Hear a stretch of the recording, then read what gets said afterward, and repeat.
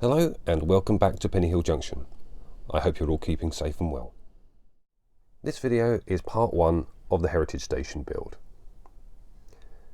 My plan is to do away with the layout updates for the foreseeable future, as my focus for at least the next 12 months will be on this Heritage Station area. And I'm pleased to say that since my last layout update back in March, I've made a lot more progress on the Heritage Station, and I'm pleased to say that all the track work for the entire layout is now complete. So as I've mentioned on previous videos, this Heritage Station is going to be a loose representation of Buckfastleigh on the South Devon Railway. And despite having a predominantly modern fleet here at Pennyhill Junction, the introduction of a Heritage Station really does get me excited in terms of how this really opens up a variety of stock that I can now purchase through many eras of years gone by. So grab a brew, put your feet up, sit back, and I hope you enjoy the video.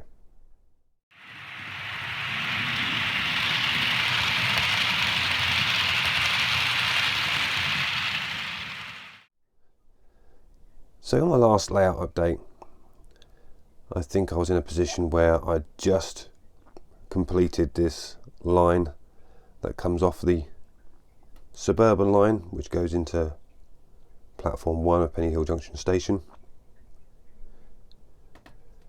So this line was just coming off, was the start of the Heritage line, heading in towards the Heritage Station. And I believe I was finished just about here before it comes to the first point.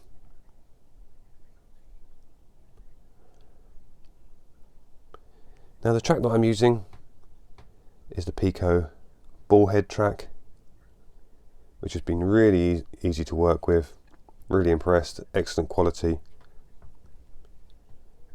Prototypically spaced sleepers for 00, so no need for respacing, as I had to do with all the concrete sleeper track, as you see there on the main lines.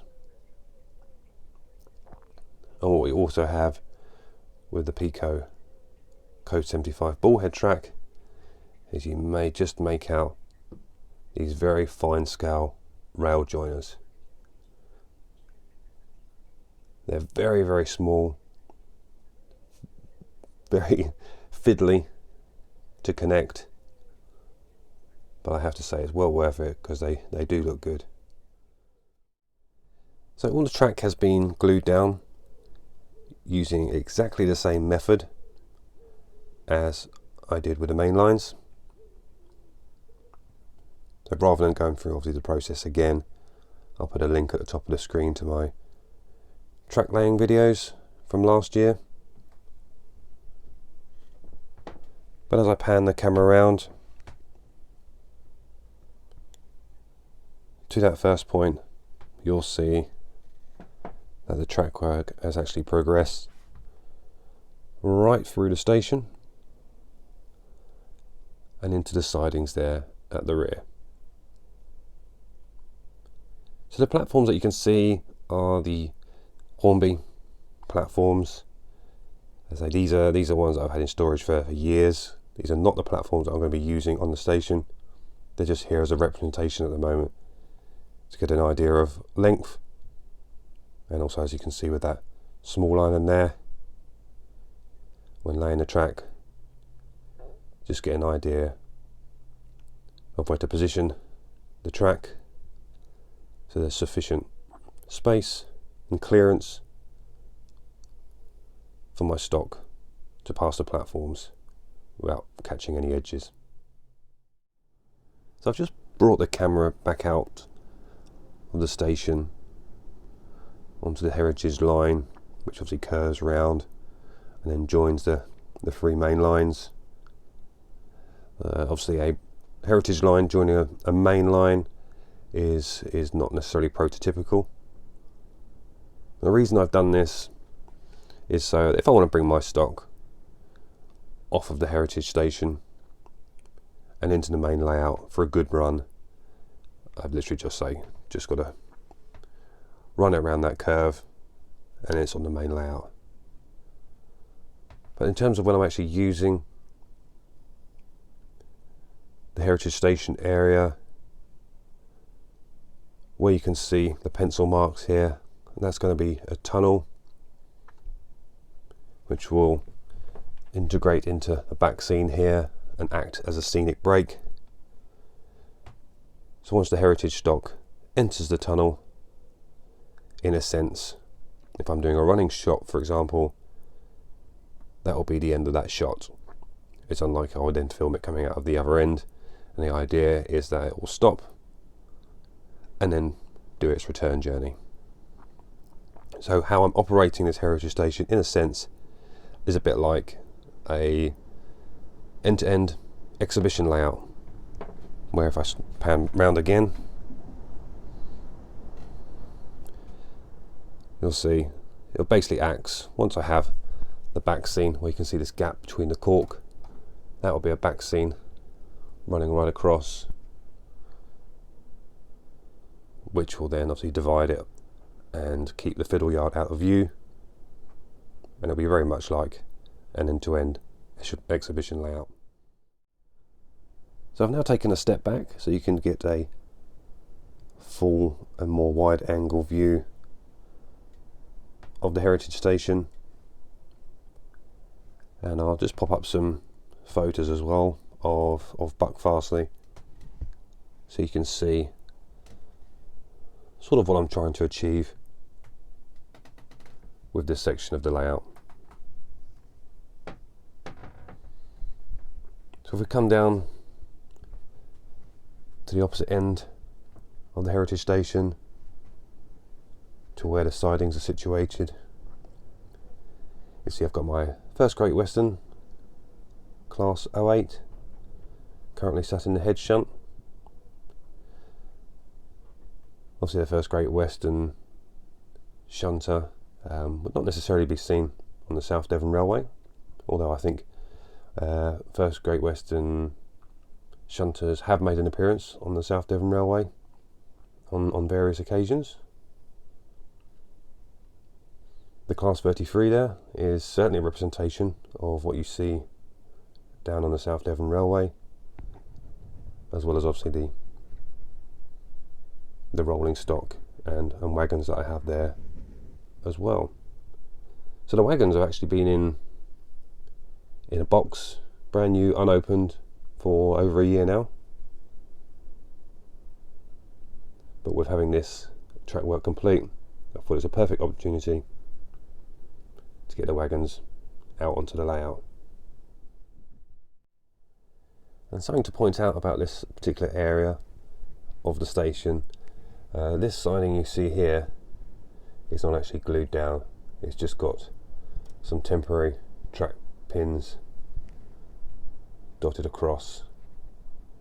The reason being is because at some point in the future I'll be adding an extension to the layout across here, and then what will happen is there'll be another point around this area here, and then there'll be two roads which branch off then into a small engine shed.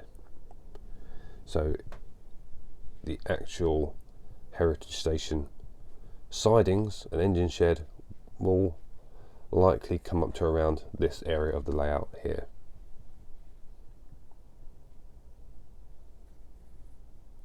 However, I won't be progressing on that or adding the extension until obviously all the back scenes are in, but also beforehand I need to install some point motors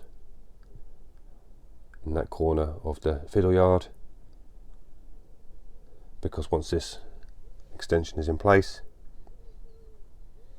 it's going to be nigh on impossible to reach out to that corner. So the one final thing to point out with regards to the track work is the points. So similar to the track, the flexi track rather, I'm using the Pico bullhead points. These are what are called unifrog points. So, and they run absolutely fantastic straight out of the box. towards the end of this video, obviously I'll do some running shots in the heritage line, and you'll see for yourself just how well that Class 8 in particular runs over the point work. So there's been no extra wiring, no polarity switches, obviously no point motors in place. It's just straight out of the box, straight on the layout. I haven't fully wired up the station area as yet. In fact, I have obviously got the track work wired up, all the droppers in place, but the only section of the heritage station which is connected to my bus wire is at this point here. So this feed, as I say, is literally powering up the whole station area, and it's all running perfectly well, no issues whatsoever. So this Pico ball head track is absolutely fantastic. I did have some concerns about the rail joiners because they were so small, a little bit concerned about whether they would be very conductive or not, but I say absolutely spot on, no issue whatsoever. But I do have various points down through the station. I do have dropper wires coming out. In fact, if I take you under the layout, you can see the majority of that mess under there is the fiddle yard, but I've got an extension that I've put in there for the heritage station, and you'll see a couple of loose wires there. So it hasn't quite all been connected up yet. Once it is, that will be then an additional power feed for the heritage station. And as you can see a little bit further down, where the wires are coming down, at some point there'll be a further feed at that part of the layout.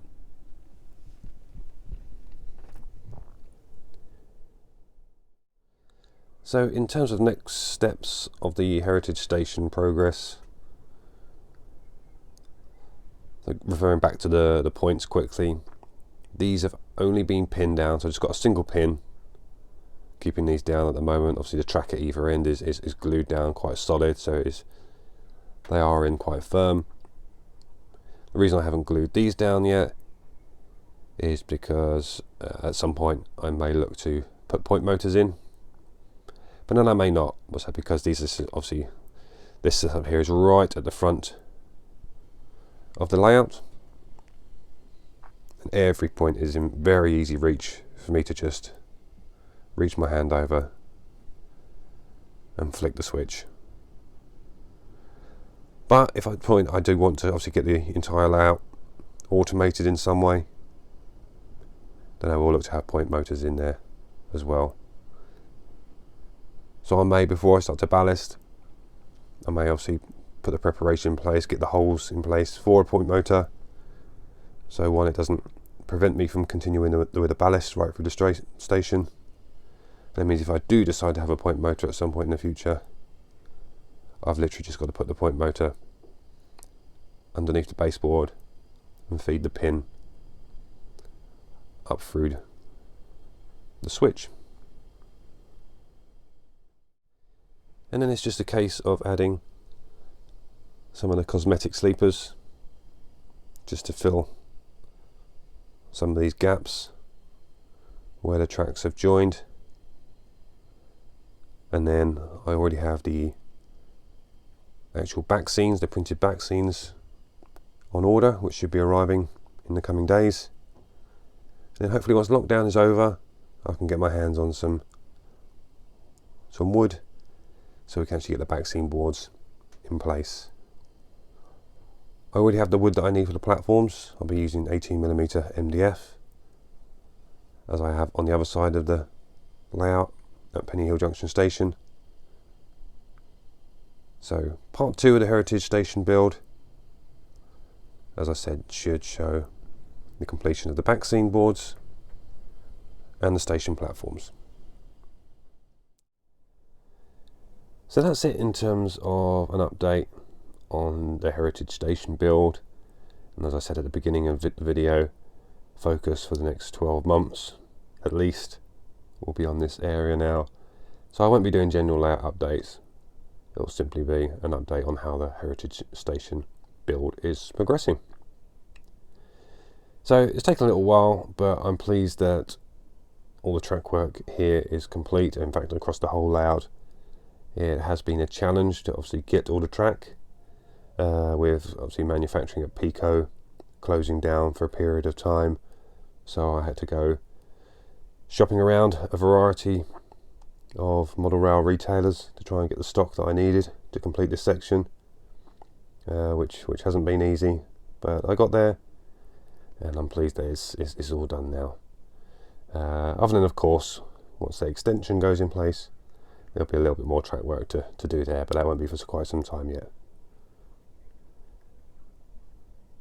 So the only thing else really I've got to cover off is some new additions to the layout. Some of you probably are already aware through a Meet the Fleet video just a couple of weeks back, but I purchased this fantastic Bachmann Class 66 from Pennyhill Model Rail Centre at an absolute bargain price.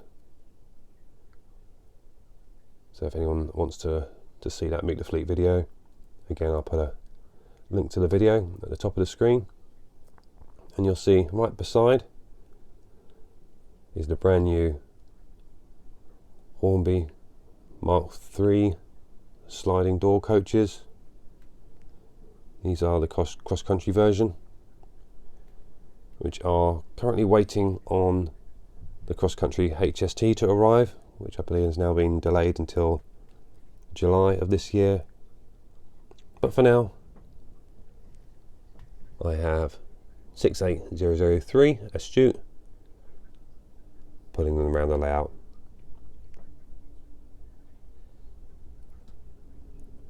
And then tightly hidden between those First Great Western sleeper coaches and my Class 800 is the GWR version. Again, a recent video, you would have seen that in action. And actually one of the next projects I've got lined up is an update on the power cars, which are 43187 and 43188, which is the Welshman and the Flying Welshman. And I've just purchased some Railtech transfers so I can update those power cars to a more prototypical Welshman castle set. Okay, so that's all the progress to share with you for now. I do hope you enjoyed the video. Please again feel free to comment below, and of course don't forget to like and subscribe if you haven't already done so, to keep up to date with all the latest news here from Pennyhill Junction and the continued progress of the heritage station build. So what it leaves me now is just to do a few running shots and obviously some shunting, various shunting movement out to the heritage station. But until next time, again, keep safe, keep well, happy modelling, and I look forward to speaking to you all again very soon. Take care, and bye for now.